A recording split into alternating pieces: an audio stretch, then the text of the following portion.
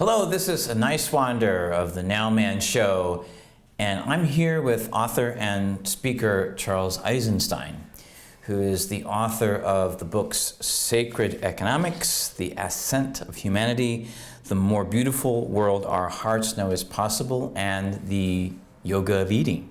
That was a long time ago. Yeah. A long time ago, yeah. Well, it's all part of the repertoire there. He's also an essayist. He has a blog called New and Ancient Story. He's recorded many videos on a variety of subject matter, including a TED Talk. Charles Eisenstein, thank you very much for being on the Nowman Show. Thanks, Tom. Now. I first learned about your work with the video, actually, of Sacred Economics that circulated around a lot during the encampment phase of the Occupy Wall Street movement in the fall of 2011. And it was, what really fascinated me was the way, and I'd never seen it before done, the two words sacred and economics put together. And there was just something so real and so human about that it touched me deeply. It got me to looking more further into what I wasn't aware of in myself. Also you discussed the idea of gift economy. Now I know people watching this are familiar with your work, but there's also an audience out there watching who's not familiar with your work. What is a gift economy? The gift economy is the ways that we meet each other's needs without mediating that through money.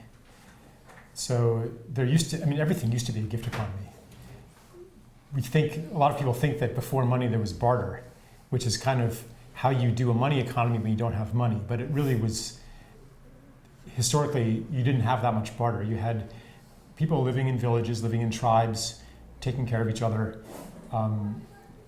Today, there's very little, especially in our country, there's very little gift economy left. We pay for things that even our grandparents didn't pay for. Things like recreation, entertainment. That's true. People used to sing. The old farmhouses where I live in Pennsylvania, they had a piano room, People would get together, and even when I was a kid, there wasn't really a lot of daycare. If your parents were both working, the neighbors would look out for you, you'd be outside. So gift economy refers to a lot more than, it's not necessarily just giving presents to people. Yes. But really, what sacred economics is about, gift economy is only one of the concepts, because I'm not talking about abolishing money, but I'm also, maybe in some parts of life, yes. It is about reclaiming some parts of life from money, but it's also about infusing money with properties of the gift. So that gets into nuts and bolts economics. In a gift economy, you don't hoard. Wealth does not come through having. Wealth comes status. Wealth comes through generosity, how much you give. Because the more you give, the more people want to give to you too. But money is kind of the opposite. The more you have, the more you control, the wealthier you are. So I investigate things like that. How could we change the nature of money through the banking system, through the way that it's created, in order for wealth to return to what it was originally. So I guess I probably shouldn't do the whole thing, but the sacred economics is actually about economics and not just about psychology and spirituality. Well, the economics is a reality that everybody has to deal with on a daily basis. There's the basic necessities. There's food. There's shelter.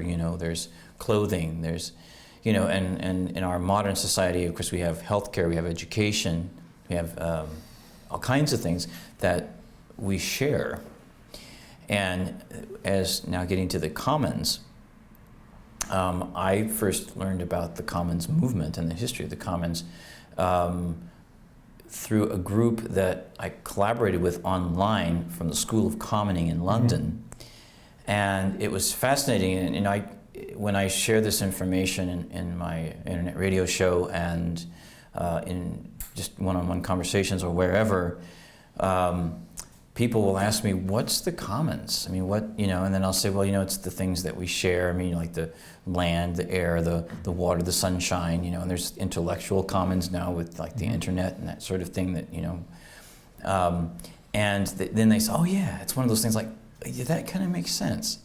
And then when you research it more, you realize how it has an ancient history and it's really been around since the beginning of time.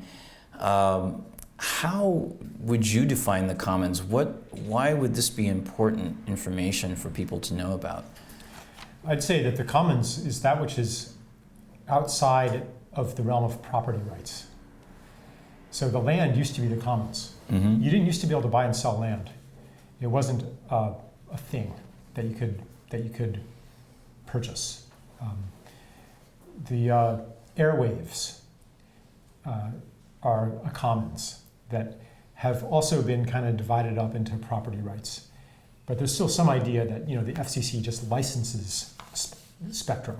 You can't actually buy it and sell it. So it's kind of in a gray area. Ideas, words, images, music, all of these things used to be in the commons. Troubadours would freely borrow from each other. They didn't own that. They didn't even conceive of that as something that you could own. Even classical musicians would play each other's music, or they would do variations on each other's music. Right. Yeah. And so that's been, so much of the commons, even the genetic commons, has migrated into the realm of property. And there's kind of an inherent injustice in this that thinkers, for hundreds or even thousands of years have recognized that who created the commons? Who created the land? Who created the airwaves? Who created culture? It was no single human being. So why should a human being be able to own it? Yes. Even if you write a new song, you didn't do that in a vacuum. You're subject to the totality of cultural influences upon you. Exactly. So the idea of being able to exclusively profit through merely owning a piece of what you didn't really create, there's an injustice there. So that translates into economics in various ways. I mean, you could be, a communist and want to abolish any kind of private ownership, or you could say, well, if you use some of the commons, you have to pay for that. You have to use it well, and that's obviously not happening now. Look at the way that we're using our planet, and look at the concentration of wealth that comes through the exclusive ownership of pieces of it. You could even say that money is a commons in a way, because money only gets its value from a collective agreement. So one of the things I write about is essentially a tax on money. It's kind of like a hoarding fee or a liquidity tax on bank reserves. And it's a somewhat complicated idea, but there are, I guess all I'm saying is that there are ways in a modern context to implement the idea of a commons. You recently had an article in the Guardian newspaper on the subject of geo-engineering and regenerative farming. I recently interviewed for the cable access show Carney Hatch. I don't know who he is. He's the director of urban farming documentary called Plant This Movie. And that got me interested, like, all these different things that people are doing all over the world to grow food. It's fascinating. And in this article, you have a quote here that would be a good way to start this question with. A quick fix mindset in geoengineering must be transformed to one that seeks a humble partnership with nature if we are to address climate change. So there are, I assume, scientists that are suggesting that geoengineering is a methodology that needs to be used. And you, in this article, talk about regenerative farming as one thing. First of all, how would you distinguish between the two? And why is it that working with nature will actually solve the problem of climate change? Yeah, so geoengineering, what it means to me, it's to take the mindset and practices of manipulation and control and domination of nature and take it to a whole global level. So if so one of the proposals is, well, temperatures are rising, so we need to cool them, and one way to do that is to envelop the planet in a cloud of sulfate aerosols. What could go wrong, right? Right. And that will reflect sunlight and it'll reduce the temperature, right? Problem solved. Well, so that mindset, though, that essentially, for one thing, it's not a systems-oriented mindset. It's a very linear mindset that doesn't appreciate the interrelated complexity of nature and the homeostatic balance of the planet. That it doesn't see it as an organism. It sees it as essentially an engineering problem. That's part of the crisis. Yes. Another part of the crisis is to see nature as valuable for its use to us. Instrumental utilitarianism, you could call that. And to say, well, okay, we've been insufficiently clever in exploiting nature for our benefit. So now we're going to use some other technique that's more clever. That's just another application of the same basic mentality that's part of the problem. So regenerative agriculture is a really different perspective. It says that we are going to be of service to, in this case, the soil. And we know that by rebuilding the soil, we're also going to benefit ourselves. And then when you look at the numbers, it's actually true. The experts differ, but some of the more optimistic estimates, the Rodale Institute puts it at something, it's like over 100% of the amount of carbon emissions that could be sequestered annually. 100%? Yeah. Wow. Like they say, if we practice these organic no-till methods on all cultivated land, on all pasture land, the numbers are just astonishing. Wow. And it could happen very quickly. But of course, it would take a tremendous paradigm shift for us to even attempt that on any scale. Although it's happening, it's underway. So it's not a case of, it's these techniques, regenerative agriculture techniques, they're not like the latest high-tech imposition on nature, but they actually learn from nature. How does soil build in an ecosystem? How does that happen? How did that happen on the Great Plains? And so the people developing these techniques are mimicking, for example, how herd animals graze in nature. They're not that picture of a few cows scattered on this big, that's not how it works. They're in a big bunch and they trample all the grass somewhere, but they move on really quickly. And then the trampled grass, decays and new grass is growing and it's returning, it's building the soil. So, I'm not an expert on the specific techniques, but it makes me feel very hopeful because it's an expression of a fundamentally different relationship. And I don't think that our crisis is going to disappear without a revolution that goes down to that level. I couldn't agree with you more. I agree with you 3,000% on that. And I'm going to get into that as well. Starting with the economic crisis, I think most of us have been dramatically impacted by that in one way or another. The Oxfam statistics that come out every year, to me, have just been nothing short of shocking.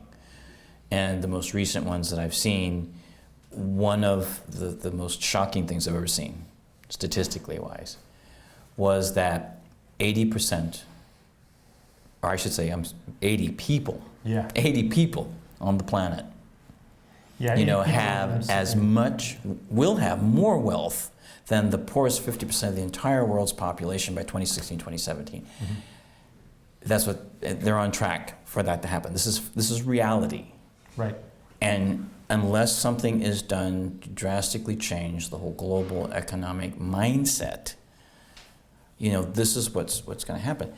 And my concern is that there's still a lot of people in this country who don't understand the economic crisis, how it impacts their lives, or they say, well, it's okay. Maybe I'll go out to eat less, every week, or we won't go to Vegas that extra time or two. And there's others that are just, barely getting by. There's millions upon millions of people just barely getting by, and then there's, food stamp budgets are being cut, while there's talk of more war. Mm-hmm. So I know we can't really discuss solutions because I think a lot of people really get, well, we can't discuss it in actual detail to where some people just goes over their heads. It's too overwhelming, I think, for people. I think we know some of the solutions, but like you say, the solutions are going to get down to that level of what I really like about what's happening right now with the Syriza party in Greece and with the Podemos in Spain is that they're obviously suffering, as a lot of countries are in Europe, from a very, very deep austerity crisis that's not working. And it's obvious to millions of people it's not working. And what's refreshing to me in that sense is that the Podemos and the Syrizas, when they talk about austerity, they talk about humanity and the needs of humanity and what austerity is doing to humanity. But you have the finance ministers and the prime ministers of a lot of these European nations that are still talking in business terms, creditor and debtor. And when people are hungry, they could care less if they have to pay you back. Yeah. And they're going to care even less when they understand how the system doesn't work for the vast majority of people. What's your evaluation of the situation? How are you seeing the events turning in the world today, economically, and the protests and the movements that are being created? Well, the basic understanding that, and I'm not an expert in this really, and I've kind of moved on to other things and a lot in my work, but I still keep an antenna on it. I see the fundamental crisis as a crisis in growth. Our system only works in the presence of growth. If the economy is growing, then there's enough for the rich to keep getting richer and for everybody else to at least stay even. Mm-hmm, mm-hmm. But when growth slows down, then financial capital, which has this organic pressure to keep growing, begins to eat away at everything else. And a lot of the things that people blame for this are, I think, more symptoms than causes. The greed of the banks, the collusion of the corporations, the money in politics and all that kind of stuff. There's a pressure from underneath that's built into the dynamics of the money system that necessitates the endless conversion of nature into product and of human relationships into paid services. When there's nothing left to convert, and we are running up against those limits right now, then you have to take what's already there. You have to hollow out the middle class, hollow out the pension funds, cut salaries, et cetera, et cetera. And that proceeds until people can't take it anymore. And like you said, so this money system has its logic. And when you're standing inside that logic, there is really no choice. You have to implement the policies that are being implemented. And many ostensibly left-wing governments have discovered this when they take power, that they're helpless to defy the bond markets, the financial markets, and the pressures that are channeled through the institutions, but are not fundamentally because of those institutions. So at some point, we're going to realize, like the Podemos and the Syriza people are saying, that money is just an agreement. The money could disappear overnight, but all of the human skills, all of the natural resources, all of the machines, all of the know-how, those would still be there. We could still feed ourselves. Yes. And we could have abundance, because 80-something people own half the wealth. Yes. That shows that we don't have any fundamental scarcity. Half the world wastes enough food to feed the other half. The biggest irrigated crop in America is lawn grass. Yes. We have tremendous potential abundance. But because of the scarcity of money, which is an artificial scarcity, we don't experience abundance. Why are people, like you were talking about, people just kind of getting used to the idea, fewer vacations and just it's going to get tougher and tougher. Everybody takes for granted the world is getting more competitive. It's going to get tougher. We're going to have to work harder. Well, why is that? Is that because technology has stopped working? Is that because human beings have lost their ability to work? Is it because seeds no longer grow? Is it because science has gone backward? No. We should be able to work less and less and less to maintain beautiful lives. But instead, we consume more and more and more, and it's not even equal. And it's not equal, and it's definitely not sustainable. I mean, and I think that, you know, we are here to not only interact with each other and to share and care, but to have fun, and not to just spend our days, you know, just kind of, you know, working hard labor and without some sort of purpose of feeling fulfilled and like you're contributing, you know. Yeah, life is not supposed to suck. Yeah, and that's, right. And that's like almost taken for granted. Like you hate Monday, right? You know? And life is tough. And I mean, we learned that in school, to hate Monday. We almost take it for granted. But the cultures we call primitive, they didn't have that experience of life. That's right. And people were happy. I mean, I think it really does come to a very basic human, you know, happiness and enjoying yourself and feeling, you know, in that fulfillment. You know, you can use your talents and your skills, and you can be productive in that way. So you're redefining productivity, because the, let's say, capitalistic way is not sustainable. I like what Professor Richard Wolff says about socialism and capitalism, and he feels very strongly that the worker, and I agree with him, the worker self-directed enterprise is the way to go. I mean, where the workers are the owners, and they make all the important decisions instead of leaving them to somebody else. And it's done in a truly democratic fashion, and it's working with Mondragon in Spain as we speak, and many other smaller ones, even here in the United States. So he says that, you know, that worker self-directed enterprises are essentially the answer to how capitalism has failed to produce economic prosperity, and socialism has failed to create social and economic, not freedom, but innovation. Innovation. In other words, both theories put into practice should work, you know, idealistically, but they don't when the human ego gets involved and thinks it has to have control. And I think personally, and I'd like your take on this, because to get us to the conclusions of where you're at right now, where many of us are coming from, which I think is fascinating. We're all coming to similar and same conclusions about things, coming from different perspectives. But I think the ego is the biggest human problem that we face on this planet, because of the mindset. Because people take action based on that ego, like that need to feel, it's kind of an inflated sense of self-importance, and then you marginalize the sense of community and giving and sharing. What is your take on that? How do you see, and what can we do together to kind of educate people about becoming aware of the problems that the ego creates? All right, so I think I have a slightly different take on it. Yeah. I think it's not, the ego isn't the fundamental problem. The problem is the story of self that runs our culture. And you could say that the problem is that the ego has taken over many other functions that do not properly belong to the ego. So the story of self that I'm talking about answers the question, who are you? And it says you are a separate individual among other separate individuals competing to survive in a world of other, in a world of forces and masses bouncing around according to mathematical laws.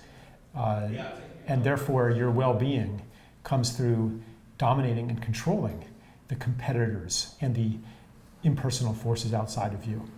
We've built a whole civilization on that. We've built an economy on that. And we have an experience of being that is informed by that story. That's a story that's breaking down. It's no longer working. The institutions built on it are no longer working. And we are in transition now. As that story falls apart and we move into a new and ancient story of interconnection, interdependence, interbeing, where we know that we're not separate, where we know that everything that we do to nature we're doing to ourselves, that anything that's happening on this planet will inevitably come back to us, no matter how high a wall we build. That domestic violence mirrors foreign policy violence, et cetera, et cetera. Well, as we understand that and build new institutions on that understanding, the whole world will change. So we are in a revolution on every level. Not only are we seeing the old institutions fail us and begin to disintegrate, but also our understanding of who we are, that's disintegrating too. And so we're entering this, I call it the space between stories, where we just don't have answers anymore. We just don't know anymore. We're not sure who we are, what's real, how to navigate our lives, what's normal. And eventually we go through that emergent space, and on an individual level too.